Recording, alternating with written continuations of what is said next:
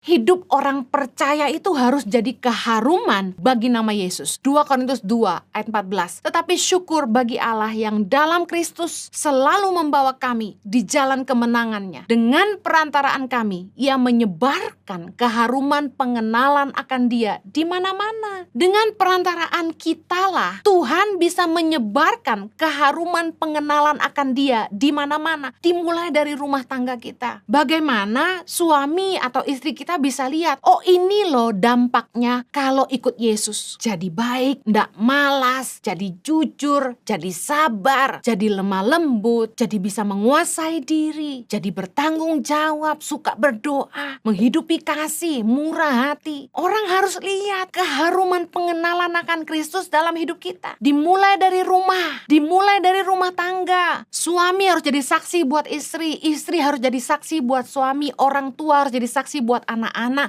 harus jadi teladan buat satu sama lain. Kekristenan bukan agama, tapi bicara soal budaya kerajaan sorga, budaya kasih yang kita hidupi bersama. Saya percaya Roh Kuduslah yang akan memampukan kita untuk bisa jadi saksi di tengah-tengah keluarga. Ingat dalam Kisah Rasul 1 ayat 8 dikatakan, tetapi kamu akan menerima kuasa kalau Roh Kudus turun ke atas kamu dan kamu akan menjadi saksiku di Yerusalem. Bicara soal keluarga, kita butuh Tuhan untuk tolong kita. Kunci rumah tangga yang bahagia. Setelah membahas soal hidup bersama suami istri, Rasul Petrus mengajar kita tentang kasih dan damai. Kalau Anda ingin rumah tanggamu penuh kasih dan damai, mari baca ayat ini. Ayat ke-8. Dan akhirnya hendaklah kamu semua seia sekata, seperasaan, mengasihi saudara-saudara, penyayang dan rendah hati, dan janganlah membalas kejahatan dengan kejahatan atau caci maki dengan caci maki, tetapi sebaliknya hendaklah kamu memberkati, karena untuk itulah kamu dipanggil, yaitu untuk memperoleh berkat. Siapa yang mau mencintai hidup dan mau melihat hari-hari baik, ia harus menjaga lidahnya terhadap yang jahat dan bibirnya terhadap ucapan-ucapan yang menipu. Ayat 11, ia harus menjauhi yang jahat dan melakukan yang baik. Ia harus mencari perdamaian dan berusaha mendapatkannya. Sebab mata Tuhan tertuju kepada orang-orang benar dan telinganya kepada permohonan mereka yang minta tolong. Tetapi wajah Tuhan menentang orang-orang yang berbuat jahat. Kalau rumah tangga kita ingin penuh dengan kasih dan damai, kita harus belajar sehati, mengasihi saudara-saudara, gak cuma mengasihi suami kita, tapi mengasihi semua orang. Kita harus jadi penyayang, rendah hati. Jangan balas kejahatan dengan kejahatan, jangan suka mencaci orang lain. Kita harus hidup jadi berkat. Kita harus jaga mulut kita, karena seringkali mulut kita ini sumber masalah. Justru rumah tangga gak akan bahagia kalau pasangan gak jaga lidah. Kita harus menciptakan perdamaian di dalam rumah tangga. Berusaha supaya kalau suami pulang rumah tuh damai. Sama dengan itu, suami juga harus membuat istri merasa damai. Banyak kali yang ada rasa takut, bukannya damai. Mari kita belajar, karena pembelaan Tuhan dalam hidup kita dan rumah tangga kita tergantung respon kita. Mazmur 10 ayat 14. Engkau memang melihatnya, sebab engkaulah yang melihat kesusahan dan sakit hati, supaya engkau mengambilnya ke dalam tanganmu sendiri. Kepadamulah orang lemah menyerahkan diri. Untuk anak yatim engkau menjadi penolong. Mari belajar merespon dengan benar. Belajar berserah sama Tuhan. Belajar mempercayai Tuhan untuk hidupmu, keluargamu, dan masa depan anak-anakmu. Mari libatkan Tuhan. Jangan pakai kekuatan sendiri dalam menghadapi masalah. Pastikan kita tetap hidup dalam kebenaran. Karena kalau kita nggak hidup dalam kebenaran, Tuhan nggak ikut campur tangan. Mari belajar menyerahkan segala kesusahan dan sakit hati kita kepada Tuhan. Percayalah, Tuhanlah yang sanggup memulihkan kita. Berhenti menghakimi, ayo mulai mengampuni. Jangan terus menuduh, tapi periksa diri kita. Perbaiki diri kita sendiri. Belajar hidup jadi berkat buat pasangan kita.